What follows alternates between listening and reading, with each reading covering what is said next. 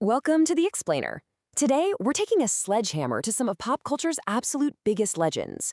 We are completely deconstructing those highly romanticized myths of historical figures that are just totally embedded in our minds. We're going to take those glamorous Hollywood stories we all know and love and compare them side by side with the gritty, fascinating, and honestly sometimes shocking reality drawn directly from the historical records. So, think about this for a second. Do we prefer history or Hollywood? It's a genuinely profound aspect of human nature.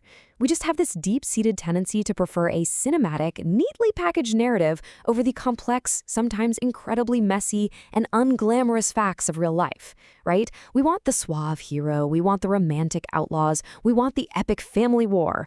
But as you'll see today, the true history is often way more compelling than the fiction. Okay, let's dive into this. Here's our itinerary for today. First, unmasking the legends. Second, the real James Bond. Third, Bonnie, Clyde, and reality. Fourth, the Hatfield-McCoy feud. And finally, why we build myths.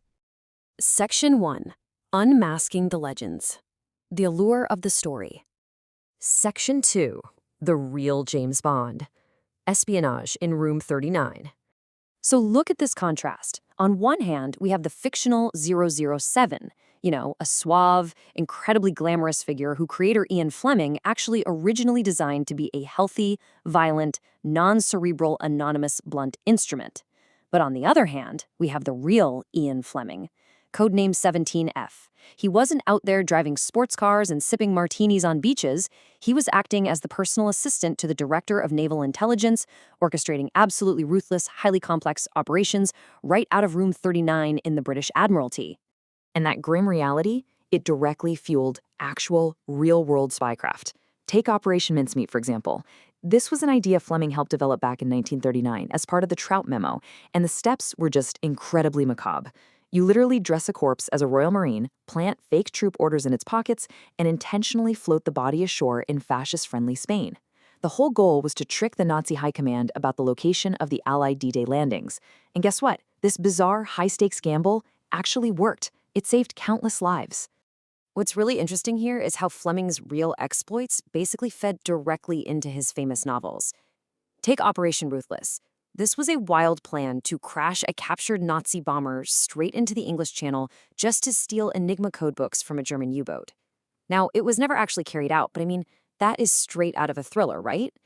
Then you have the 30 Assault Unit, which was a commando group Fleming directed to seize documents right off the front lines, and Target Force, which went in to secure enemy nuclear and gas labs. So when you're reading about Bond raiding a supervillain's compound, you're really just reading a dramatized version of what Fleming's real secret armies were actually doing in Europe. But here's the thing. Bond wasn't just based on Fleming himself. He was an amalgamation of a bunch of real spies. Fleming actually once wrote about Canadian spymaster William Stevenson, saying, "The real thing used to make the most powerful martinis in America and serve them in quart glasses." Can you imagine?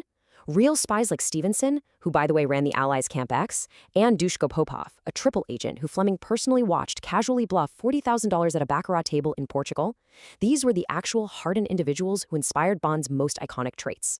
And get this, even the mythology of his name has historical roots.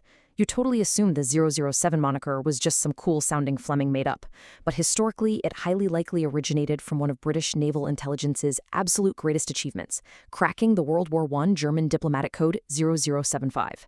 That was the infamous Zimmermann telegram, which proposed a secret alliance between Germany and Mexico. So even Bond's legendary number was rooted deeply in the dense bureaucratic reality of military intelligence.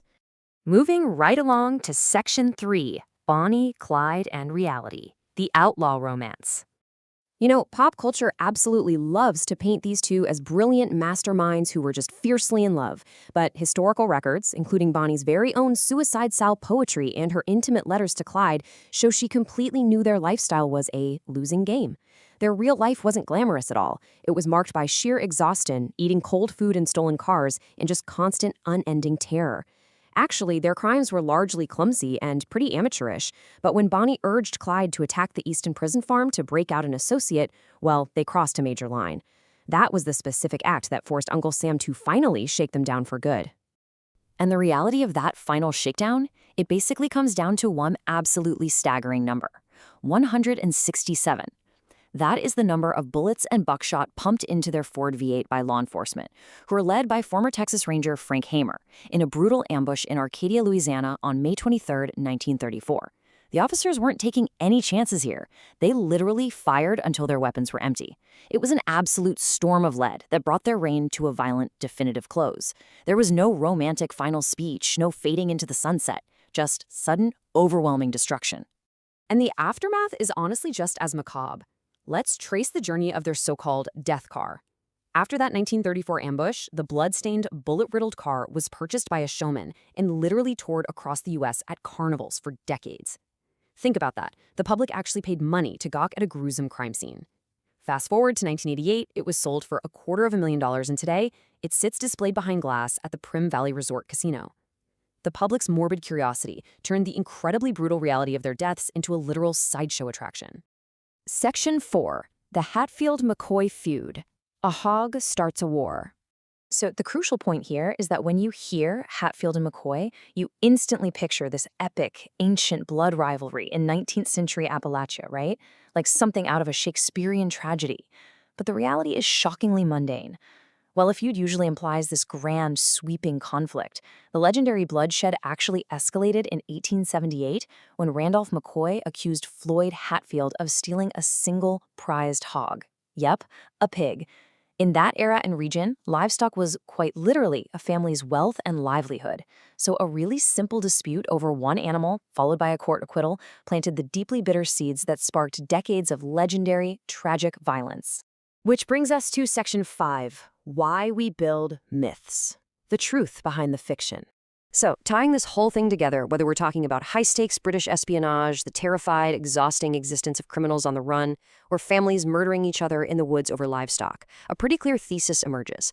The stark reality of history is very often just too brutal or too mundane for the silver screen. So what do? We sanitize extreme violence into entertainment. We turn real people into cinematic legends so we can safely contemplate the consequences of a gritty, violent life from a very comfortable, very safe distance.